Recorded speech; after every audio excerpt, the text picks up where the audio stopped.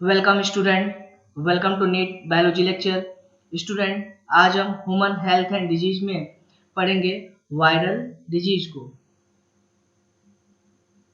तो चलिए, यहाँ पे एक टेबल के फॉर्म में बहुत सारे वायरल डिजीज दे रखे हैं, जिसमें हम क्या पढ़ेंगे, डिजीज का नेम, पैथोजन, उसका मोड ऑफ ट्रांसफर क्या है, उसमें सिम्टम्स क्या क्या दिखाई देते हैं, कैसे हम उसको डिटेक्ट करते हैं, कौन सा टेस्ट करते हैं, एंड लास्ट में क्या होती है उसकी क्योर के लिए हम क्या ट्रीटमेंट वगैरह करते हैं।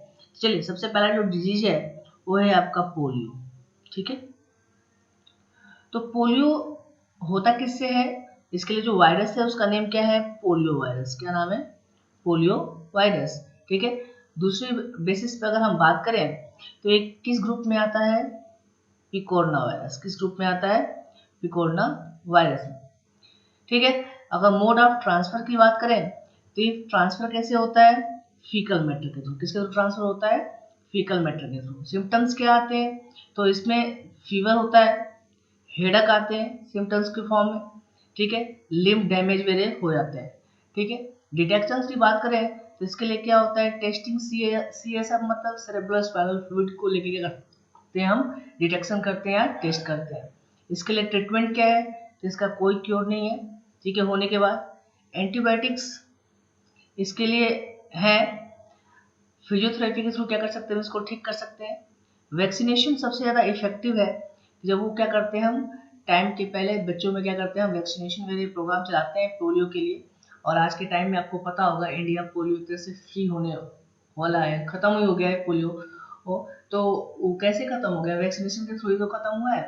तो इसके लिए सबसे इफेक्टिव क्या है, वैक्सीनेशन ही है। पर अगर किसी चाइल्ड को पोलियो वायरस का इन्फेक्शन हो जाता है या वायरल डिजीज हो जाता है तो एक तरह से इसको क्योर नहीं कर सकते। ठीक है, इसके लिए क्या है, फिजियोथेरेपी, फिर बाद में कुछ हेल्प लेनी पड़ती है। बट वैक्सीनेशन सबसे इफेक्टिव मेथड है, जिसके बेसिस पे हम क्या कर सकते हैं, इस डिजीज को क्योर कर सकते हैं।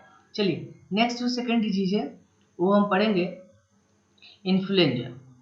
ठीक है, जो सेकेंड डिजीज है उसको हमें क्या पढ़ना है, इन्फ्लुएंजा। इन्फ्लुएंजा को दूसरे में क्या बोलते हैं हम, एवियन या स्वाइन। ठीक है, अब ये किसके थ्रू होता है, ओथो माइक्सो वायरस के थ्रू होता है। कैसा डिजीज है, एयरबोर्न डिजीज, मतलब एयर के थ्रू फैलता है। इसमें क्या क्या सिम्टम्स आते हैं, तो पहला क्या है, कफिंग। दूसरी बात करें तो स्नीजिंग, इसमें सडन फीवर आता है, बॉडी में हेडक फील होता है। ठीक है, साथ साथ आप बोलते हैं नोजल डिस्चार्ज होता है। ठीक है, नोज से क्या होते हैं, ये स्पुटम वगैरह क्या होते हैं, रिलीज होते हैं। दूसरी बात में डिटेक्शन कैसे करते हैं हम, थ्रोट स्कैब से, यानी थ्रोट से हम क्या करते हैं, स्कैब या बोल सकते हैं स्पुटम वगैरह बाहर निकालते हैं। फिर क्या करते हैं, उसको हम लैब में क्या करते हैं, डिटेक्ट करते हैं, जिसके बेसिस पर इन्फ्लुएंजा के वायरस को हम क्या करते हैं, फाइंड करते हैं। अब इसका ट्रीटमेंट क्या है, इसके लिए कई सारे एंटीबायोटिक्स हैं, जैसे क्या है आपका एमेंटाडाइन, दूसरा क्या है आपका ओसेल्टावीर, वैक्सीन भी क्या है इसके लिए अवेलेबल है। ठीक है, नेक्स्ट जो थर्ड डिजीज हमें पढ़ना है वायरल डिजीज में, वो है आपका मिसेल्स। ठीक है, ये किसके थ्रू होता है, पैरा मैक्सियो वायरस के थ्रू होता है। ये भी कैसा डिसऑर्डर है, एयरबोर्न, मतलब एयर के थ्रू फैलता है। ठीक है, इसको या डायरेक्ट कांटेक्ट में, मतलब ऐसा पर्सन है, किसी को अगर मिसल्स का डिसऑर्डर है तो उससे डायरेक्ट कांटेक्ट में कोई पर्सन आता है तो एयर के थ्रू क्या हो सकता है, डिसऑर्डर फैल सकता है। ठीक है, या डिजीज फैल सकता है। अब इसमें सिम्टम्स क्या दिखाई देते हैं, इसमें 4 डे हमें फीवर देखने को मिलता है जो पेशेंट होते हैं। ठीक है, साथ साथ कफ रिलीज होता है। बोला है जो ब्राउन पैचेज अक्रॉस बॉडी, पूरे बॉडी पे क्या होते हैं, ब्राउन पैचेज क्या होते हैं, दिखाई देते हैं। ठीक है, सिम्टम्स बोला है, सिम्टम बेस्ड डिटेक्शन हम करते हैं वायरल। ठीक है, RNA एंड नोजल डिस्चार्ज, मतलब करते क्या है कि इसमें सिम्टम्स बेस्ड डिटेक्शन करते हैं, ज़्यादा सिम्टम्स दिखाई देता है, जितने सारे सिम्टम्स आपको बताए गए हैं। ठीक है, इसमें हम करते क्या है, जो वायरस है मिसल्स का या पैरामैक्सो वायरस है, उसका क्या होता है, वायरल RNA को हम क्या करते हैं, जो नोजल डिस्चार्ज होता है उसके थ्रू क्या करते हैं, फाइंड करते हैं, डिटेक्ट करते हैं। बाद में इसका ट्रीटमेंट है, इसका कोई स्पेसिफिक ट्रीटमेंट नहीं है। ट्रीटमेंट रेस्ट, ठीक है, बात करते हैं इसमें रेस्ट, वैक्सीन वगैरह क्या है इसके लिए अवेलेबल है, यानी कोई स्पेसिफिक इसके लिए एंटीबायोटिक्स वगैरह या ट्रीटमेंट वगैरह नहीं है। साथ साथ आप बात करें तो वैक्सीन क्या है इसके लिए अवेलेबल है।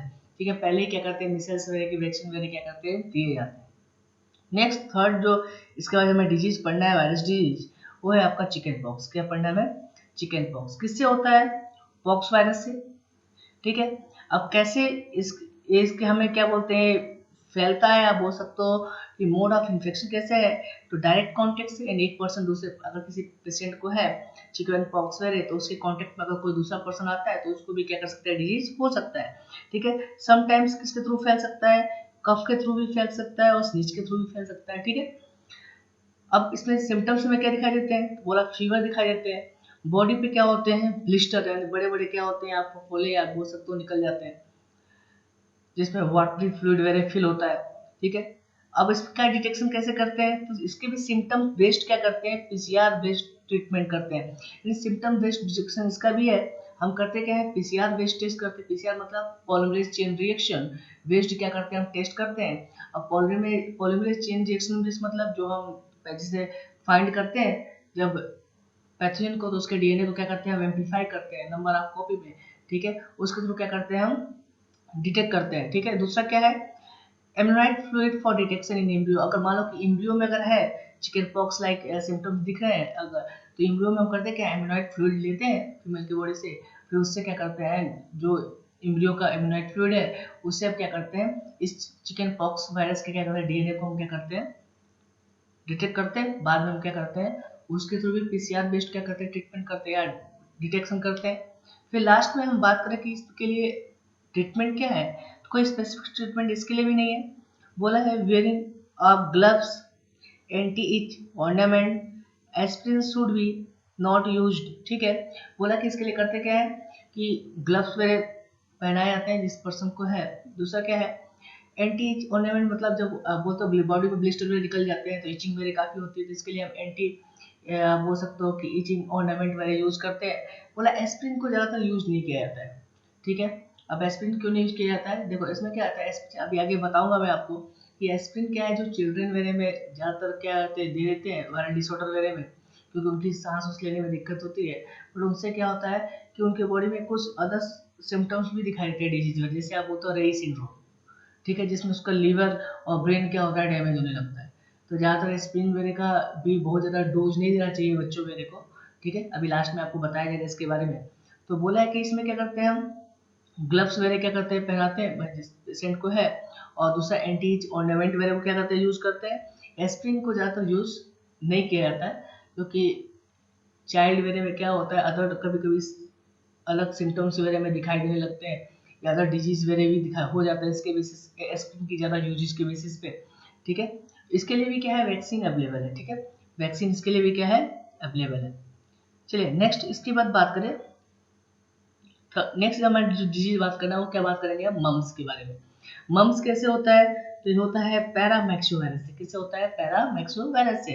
ठीक है, कैसा है आपका एक मोड ऑफ ट्रांसफर, कैसा है, रिस्पायरेटरी ड्रॉपलेट्स, मतलब कोई पर्सन है अगर उसके रिस्पायरेटरी मतलब आप बोलते हो स्नीजिंग के थ्रू रिस्पायरेटरी ड्रॉपलेट्स के थ्रू क्या होता है, एक पर्सन से दूसरे पर्सन में क्या हो सकता है, स्प्रेड हो सकता है। ठीक है, इसमें हमें सिम्टम्स क्या क्या दिखाई देते हैं, तो फीवर, यहाँ पे बॉडी पे क्या होता है, व्हाइट ब्राउन पैचेज वगैरह क्या होते हैं, दिखाई देते हैं।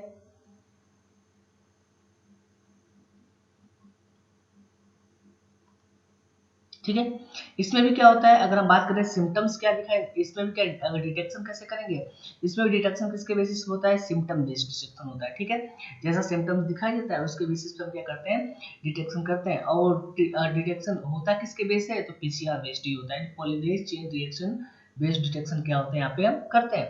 ठीक है, अब पीसीआर के बारे में बहुत डिटेल हम पढ़ेंगे, अभी जब हम आपको पढ़ाया जाएगा कि मोलेकुलर बेसिस ऑफ इनहेरिटेंस, तो वहाँ पे भी पीसीआर के बारे में थोड़ा बहुत बताया जाएगा। और खासकर जब आप बायोटेक्नोलॉजी पढ़ोगे तो वहाँ पर पीसीआर के बारे में पढ़ना ही है। ठीक है, तो पीसीआर वगैरह में हम करते क्या है, किसी भी डीएनए को क्या करते हैं, एम्पलीफाई करते हैं नंबर ऑफ कॉपी में। ठीक है, चलो आगे देखें, इसके लिए ट्रीटमेंट की बात करें तो इसके लिए भी कोई स्पेसिफिक क्योर नहीं है। बोला कि यहाँ पे एस्पिरिन को भी ज़्यादा तरीके के यूज नहीं किया जाता है। ठीक है, लेकिन वैक्सीन वगैरह इसके लिए क्या है, अवेलेबल है। चलिए नेक्स्ट आगे बात करें, नेक्स्ट जो हमें डिजीज पढ़ना है वो है आपका डेंगू। क्या है आपका, डेंगू। डेंगू कैसे होता है, इसके लिए जो पैथोजन है वायरस है वो क्या, उसका नाम क्या है, अर्बो वायरस। ठीक है, कैसा डिसऑर्डर है आपका, वेक्टर बोर्न डिसऑर्डर है, यानी इसके लिए कोई वेक्टर की रिक्वायरमेंट होती है, जिसके थ्रू क्या होता है होस्ट बॉडी में डिजीज होता है। अब कौन इसके लिए वेक्टर है, वो है आपका एडिस मॉस्किटो, ठीक है। कौन है आपका एडिस मॉस्किटो, पूरा नाम क्या है एडिस एजिप्टी, ठीक है। तो एडिस मॉस्किटो के थ्रू क्या होता है, ये डेंगू फैलता है ह्यूमन बींग्स में, ठीक है। तो इसके लिए वेक्टर कौन है आपका एडिस मॉस्किटो। यहाँ पे हमें सिम्टम्स क्या क्या दिखाई देते हैं,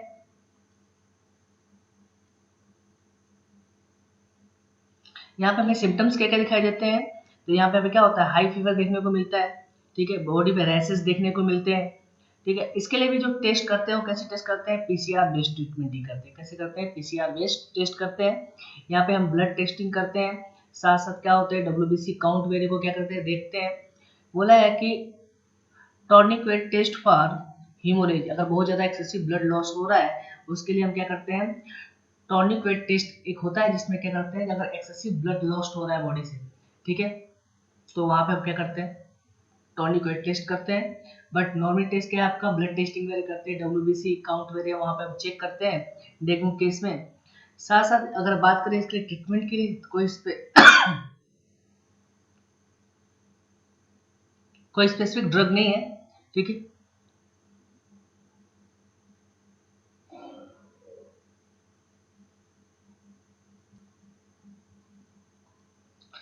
ओरल रिहाइड्रेशन क्या करते हैं यूज करते हैं, ठीक है। ओरल आप बोल सकते हो कि यहाँ पे हमें ड्रग वगैरह आते हैं रिहाइड्रेशन के लिए, बॉडी में वाटर वगैरह की कमी ना हो, ठीक है। साथ साथ अगर बात करें तो वैक्सीन की, किसके लिए कोई वैक्सीन क्या अवेलेबल नहीं है, किसके लिए डेंगू के लिए। नेक्स्ट जो डिजीज पढ़ना है वो क्या पढ़ना है रेबीज, ठीक है। नेक्स्ट वायरल डिजीज क्या है आपका रेबीज। रेबीज किससे होता है, रेबिडो वायरस से, ठीक है। ये भी कैसा डिसऑर्डर है, वेक्टर बोर्न डिसऑर्डर है। इसके लिए भी एक वेक्टर चाहिए या मोड ऑफ ट्रांसफर का मीडियम चाहिए जिसके थ्रू किसी भी पर्सन में या ह्यूमन बींग्स में डिजीज फैलता है। तो इसके लिए वेक्टर कौन है, इसके लिए वेक्टर है आपके डॉग, ठीक है, रेबीज के लिए।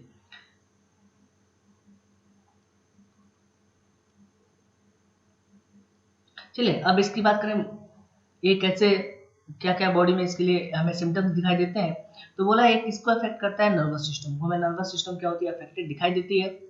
साथ साथ हाइड्रोफोबिया लाइक सिम्टम्स दिखाई देते हैं। हाइड्रोफोबिया मतलब वाटर से डर लगता है, ठीक है, यानी फियर ऑफ वाटर, ठीक है। तो वाटर से क्या होता है डर लगना, ऐसा सिम्टम्स वगैरह क्या होते हैं सो होते हैं, ठीक है। इसके लिए हम करते हैं क्या है फ्लोरोसेंस एंटीबॉडी टेस्ट करते हैं, ठीक है। यानी यहाँ पे एंटीबॉडी टेस्ट की जाती है यानी रेडियो लेवल करके, ठीक है। तो फ्लोरोसेंस एंटीबॉडी टेस्ट क्या किया जाता है यहाँ पे किया जाता है।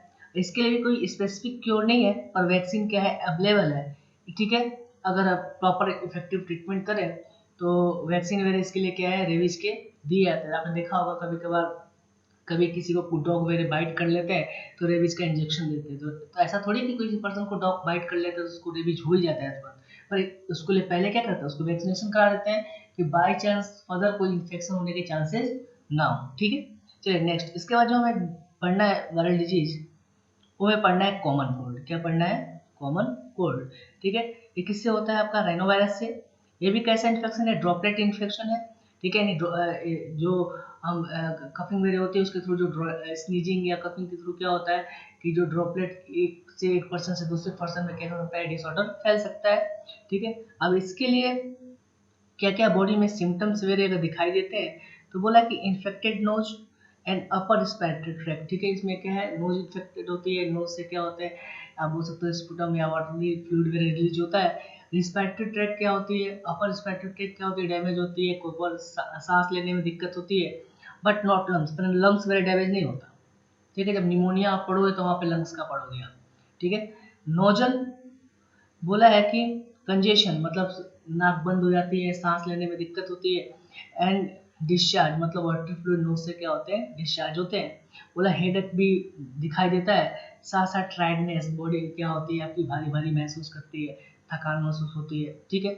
इसकी भी हम ट्रीटमेंट कैसे करते हैं सिम्टम बेस्ड ट्रीटमेंट करते हैं, ठीक है।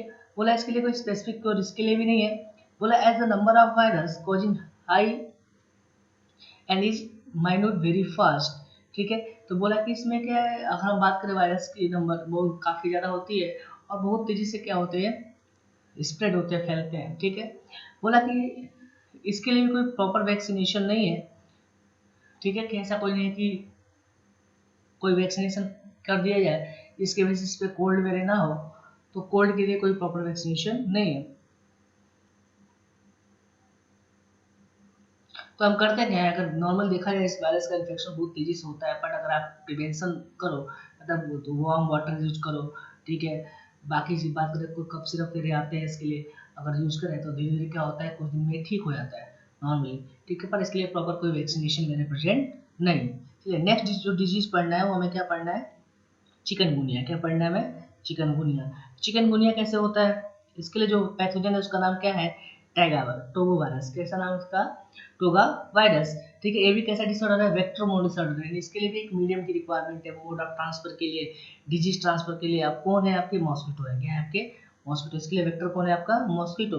अब यहाँ पे हमें क्या दिखाई देता है, फीवर दिखाई देता है, ज्वाइंट पेन दिखाई देता है, ठीक है। Arthritis, arthritis in the sense जैसे आप बोलते हो कि जोड़ों में दर्द वगैरह क्या होते हैं, फीवर भी होता है, ज्वाइंट पेन होता है, अर्थराइटिस लाइक सिम्टम्स क्या होते हैं हमें दिखाई देते हैं, ठीक है। कभी कभी जो आपकी नसें वगैरह है उसमें भी क्या होती है, कॉन्ट्रैक्शन वगैरह होने लगता है, उसमें पेन क्या होता है हमें दिखाई देते हैं, फील होता है पेशेंट को। इसके लिए जो ट्रीटमेंट करते हो कैसे करते हैं, पीसीआर बेस्ड डिटेक्शन करते हैं, यानी पॉलीमरेज चेन रिएक्शन बेस्ड करते हैं, यहाँ पे भी ट्रीटमेंट की जाती है। इसके लिए कोई नॉन स्पेसिफिक टेस्ट नहीं, ठीक है। नॉन स्पेसिफिक टेस्ट मतलब हम पीसीआर बेस्ड डिटेक्शन करते हैं, वायरस डिटेक्ट करते हैं, उसके बेसिस पे क्या करते हैं, ट्रीटमेंट करते हैं, ठीक है। दूसरी बात करें यहाँ पे एस्प्रिन की बात करें, यहाँ पे भी एस्प्रिन नहीं दिया जाता है। एस्प्रिन एक तरह से बोल सकते हो, जब एस्प्रिन ज़्यादातर दिया जाता है उसके लिए जब आप बोलते हो कि क्या बोल सकते हैं कि आप रिस्पिरेटरी टेक वगैरह क्या होती है तो ब्लॉक होती है, तो वहाँ पर हम एस्प्रिन वगैरह देते हैं। बोला यहाँ पे भी एस्प्रिन नहीं दिया, एस्प्रिन से बहुत सारा ड्रग है, पेन किलर वगैरह है, ठीक है। तो एस्प्रिन यहाँ पे भी क्या किया जाता है, नहीं ज़्यादा यूज नहीं किया जाता है। इसके लिए क्या है, वैक्सीन अवेलेबल नहीं है, ठीक है। कब, in experimental stage, in experimental stage में अगर बात करें अभी, तो मतलब चिकनगुनिया के लिए प्रॉपर वैक्सीन वगैरह अभी नहीं बना है।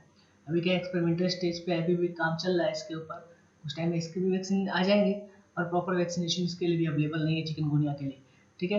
यहाँ पे अगर पेन किलर के फॉर्म में एस्प्रिन ज़्यादा यूज नहीं करते। चलिए नेक्स्ट इसके बारे में पढ़ना है स्वाइन फ्लू के बारे में, इसके बारे में पढ़ना है स्वाइन फ्लू के बारे में, ठीक है। स्वाइन फ्लू जो आपका वायरल डिजीज है, एक किसके थ्रू होता है, H1N1 इन्फ्लुएंजा वायरस के थ्रू होता है, ठीक है। कैसा डिसऑर्डर है आपका, एयरबोर्न डिसऑर्डर है, एयर ड्रॉपलेट के थ्रू फैलता है। यहाँ पे सिम्टम्स कैसे दिखाई देते हैं, फ्लू लाइक सिम्टम्स दिखाई देते हैं। यहाँ पे होता क्या है, throat swab use for PCR based test. यहाँ पे जो ट्रीटमेंट कैसे करते हैं, यहाँ पे थ्रोट जो स्कैब होता है या बहुत सारे सिम्टम होता है उसको हम क्या करते हैं, निकालते हैं, और फिर क्या करते हैं, पीसीआर बेस्ड टेस्ट करते हैं। जैसे अभी आज इस समय आप देख रहे हो वायरल इन्फेक्शन चल रहा है कोरोना, तो कोरोना का भी टेस्टिंग क्या करते हैं, थ्रोट स्कैब लेते हैं ना उसके लिए भी टेस्टिंग के लिए, तो सेम यहाँ पे भी क्या करते हैं, थ्रोट स्कैब लेते हैं किसके लिए, टेस्टिंग के लिए, ठीक है। यहाँ पे अगर हम बात करें एंटीबायोटिक्स वाली की है, तो बोला है कि टेमीफ्लू वैक्सीन क्या है इसके लिए भी अवेलेबल है, ठीक है। नेक्स्ट आगे बात करें, तो नेक्स्ट जो डिजीज है वो है आपका हेपेटाइटिस। क्या है आपका हेपेटाइटिस, इसके कई सारे आप बोल सकते हो टाइप है, A B C D E, अलग अलग, ठीक है। किसके थ्रू होता है, एंटेरोवायरस से होता है। किसके थ्रू होता है, एंटेरोवायरस से। बोला कि अगर हम बात करें कैसे फैलता है, तो बोला ब्लड टू ब्लड। बोला कि इसमें सिम्टम जॉइंटिस, मतलब आपने देखा होगा कि बिलीरुबिन बिलीवर्डिन पिगमेंट है, उसका रेशियो क्या होता है, बढ़ने लगता है, ठीक है। अब आपने पढ़ा ना,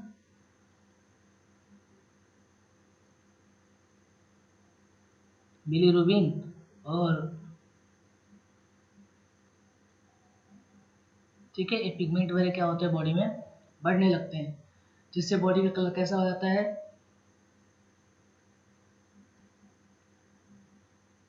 बॉडी का कलर कैसा हो जाता है, पेल येलो कलर का हो जाता है। बोल सकते हो कि येलो कलर का बॉडी क्या होता है, दिखाई देने लगता है। आईज वगैरह भी क्या होते हैं, येलो कलर के हो जाते हैं, ठीक है। यहाँ पे हम क्या करते हैं, ब्लड केमिस्ट्री, ब्लड की वापस टेस्टिंग करते हैं, वहाँ पे हम देखते हैं यूरिया, यूरिन की भी टेस्टिंग करते हैं, जिसके थ्रू हम क्या करते हैं, बाइल पिगमेंट वगैरह को चेक करते हैं।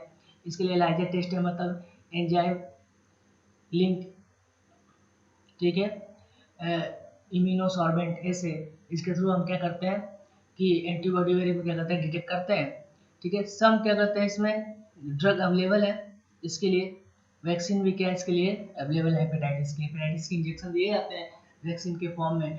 ठीक है, जब चाइल्ड मेरे को उसके लिए क्या है कि डिसऑर्डर में या किसी पर्सन जिसको डिसऑर्डर नहीं है तो प्री वैक्सीनेशन के प्रोग्राम के चलाए जाते हैं। ठीक है, नेक्स्ट जो हमें डिजीज पढ़ना है वो है आपका एड्स। ठीक है, नेक्स्ट कौन डिजीज है आपका एड्स, यानी कि इसका पूरा नाम क्या है, एक्वायर्ड इम्यूनोडिफिशियेंसी सिंड्रोम। ठीक है, किसके थ्रू फैलता है, तो इसके लिए जो वायरस है वो क्या है आपका HIV वायरस है, यानी ह्यूमन इम्यूनोडिफिशियेंसी वायरस है। ठीक है, यहाँ पे होता क्या है,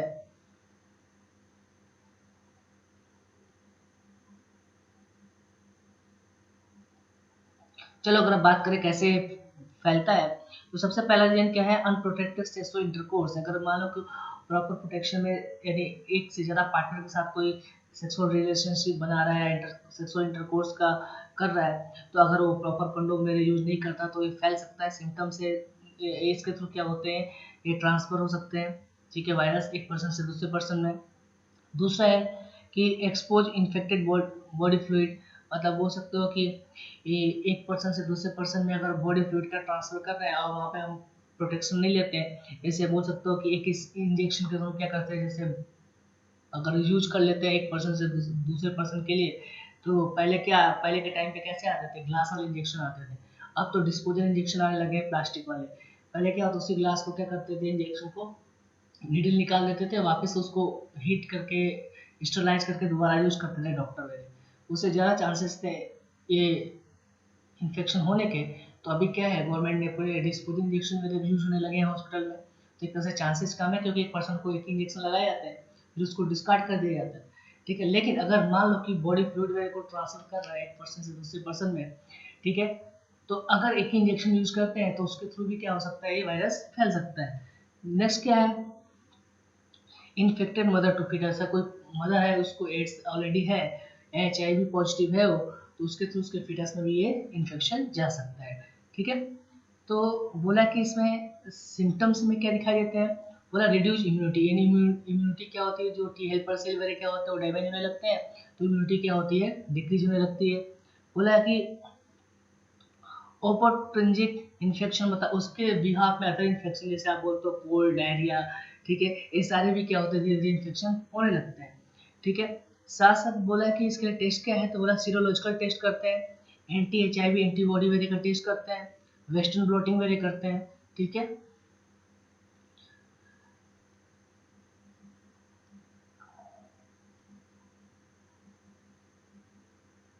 चलिए वैसे एड्स के बारे में हमें डिटेल अभी पढ़ना ही है। नेक्स्ट अगर हम बात करें इसके लिए वैक्सीन वगैरह की, तो इसके लिए कई सारे एक तरह से बोल सकते हो एंटीबायोटिक्स है, जैसे एंटी रिट्रोवायरल, ठीक है, कॉकटेल, बोला है at least 3 anti retroviral drug वगैरह प्रेजेंट है। जैसे अब बात करो जीडो, वुडिन, दूसरा क्या है नो प्रोमिस वैक्सीन, मतलब ऐसा लिखा तो है बहुत सारे ड्रग हैं, बट ये प्रॉपर कोई ड्रग काम नहीं करता। ठीक है, क्योंकि यहाँ पे क्या इम्यूनिटी ऑलरेडी क्या होती है, बिल्कुल इतनी कम हो जाती है कि हमारी बॉडी की जो इम्यून सेल है हेल्पलेस हो जाते हैं। ठीक है, तो कोई भी सीरियस वायरल इन्फेक्शन आसानी से हो जाता है, नॉर्मल वायरल इन्फेक्शन भी उनको आसानी से हो जाता है, कोल्ड वगैरह हो जाता है। ठीक है, तो ये थे आपके वायरल डिजीज। नेक्स्ट जो इसके बाद हमें पढ़ना है, देखो यहाँ पे दो डायग्राम बना रखे हैं, जैसे आपने बोला है क्या है, अब जो चिकन पॉक्स वगैरह होता है तो बॉडी पे क्या होते हैं, बहुत सारे पिंपल्स या बोल सकते हो ब्लिस्टर वगैरह फॉर्म होते हैं जिसपे वाटरी फ्लूइड वगैरह दिखाई देता है। दूसरा डायग्राम किसके लिए है, जैसे आप बोल सकते हो मम्स वगैरह में, तो यहाँ पे क्या होता है, हमें स्वेलिंग वगैरह दिखाई देती है। ठीक है, चिक के पास, तो ये मम्स का डायग्राम है। पहला क्या है आपका चिकन पॉक्स वगैरह का है। चलिए नेक्स्ट इसके बाद जो हमें पढ़ना है, यहाँ पे दो दो पॉइंट देखना है। पहले एक है आपका यहाँ पॉइंट टाइफाइड मरी। देखो एक टाइफाइड मरी कौन थे, देखो टाइफाइड मरी क्या एक लेडीज थी, जो एक तो बात करें प्रोफेशन वाइज,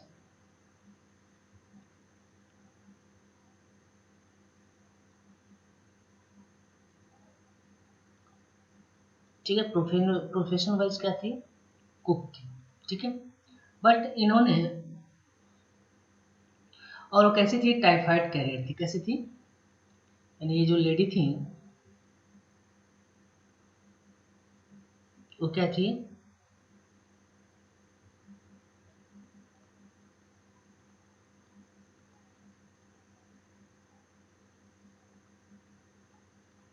और इन्होंने अपने फूड के थ्रू, ठीक है, फूड के थ्रू टाइफाइड को स्प्रेड किया था, ठीक है, सेवरल ईयर। ठीक है, तो क्या बताया आपको कि टाइफाइड मेरी क्या थी, एक लेडी है, प्रोफेशनल वाइज कुक थी, जिन्होंने, जो कैसे थी, टाइफाइड कैरियर थी। उन्होंने अपने फूड के थ्रू इस टाइफाइड डिजीज को कई सालों तक क्या किया था, स्प्रेड किया था। ठीक है, बाद में जब पब्लिक हेल्थ अथॉरिटीज के थ्रू क्या किया गया, ये आइडेंटिफाई किया गया, तो देखा गया फिर कि इन्होंने इधर से उनके थ्रू, फूड के थ्रू लगभग 51 या 51 पीपल क्या होते थे, इन्फेक्टेड हुए थे। ठीक है, इनके फूड के थ्रू जो टाइफाइड,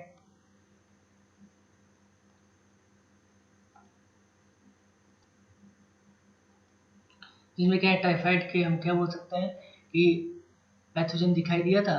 तो टाइफाइड मेरी कौन है, एक लेडी है जिनको हम बोलते हैं टाइफाइड मेरी। क्यों बोलते हैं, क्योंकि ये प्रोफेशनल वाइज कुक थी और टाइफाइड कैरियर थी। इन्होंने सेवरल टाइम फूड के थ्रू क्या किया था, इस वायरस को क्या किया था, वायरस को क्या किया था, सर्व किया था पीपल के अंदर, या बोल सकते हो टाइफाइड को क्या किया था, स्प्रेड किया था।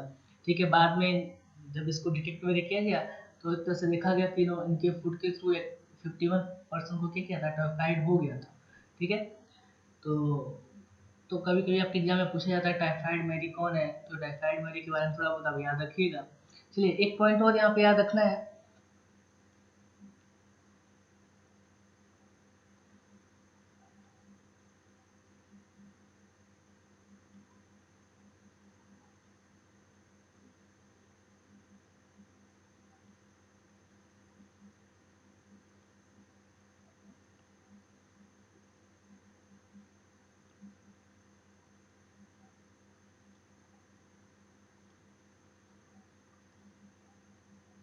दूसरा में यहाँ क्या रखना है कि जो एस्प्रिन है, ठीक है, जिससे बोलता है,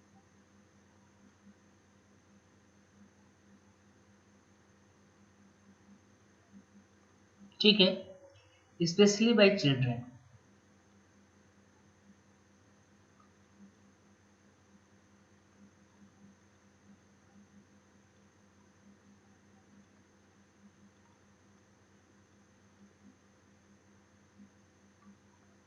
ठीक है, जो एस्प्रिन का कंजप्शन है ज़्यादातर चिल्ड्रेन में जो देखा गया है, उनमें क्या होते हैं, कभी कभार क्या होता है, कुछ वायरल इन्फेक्शन होने के चांसेस होते हैं। ठीक है, यानी वायरल इन्फेक्शन होने के क्या होते हैं, चांसेस होते हैं। ये ज़्यादा स्प्रिन कंजप्शन, ज़्यादातर अगर हम चिल्ड्रेन की बात करें स्पेशली, तो उसमें कुछ वायरल इन्फेक्शन होने के क्या होते हैं, चांसेस होते हैं। जैसे एग्जांपल के बेसिस पे बात करें तो क्या है आपका, रे सिंड्रोम। ठीक है, रे सिंड्रोम क्यों होता है, रे सिंड्रोम होता है कि ज़्यादा अगर एस्प्रिन कंजप्शन अगर किसी चिल्ड्रन वेरे में है या कराया जाता है, तो उसमें क्या होता है कि रे सिंड्रोम होने के चांसेस होते हैं। अब रे सिंड्रोम क्या है आपका, बोला है कि ये जनरली क्या होता है, फिटल कंडीशन में लीवर और क्या होता है, ब्रेन क्या होता है यहाँ पे अफेक्टेड होता है। बोले है कि आपका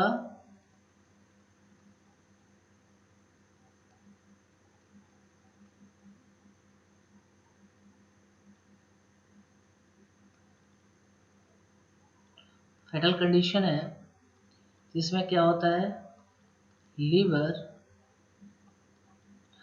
और अगर हम बात करें दूसरा क्या, ब्रेन। ठीक है, ये क्या होते हैं, इफेक्टेड होते हैं।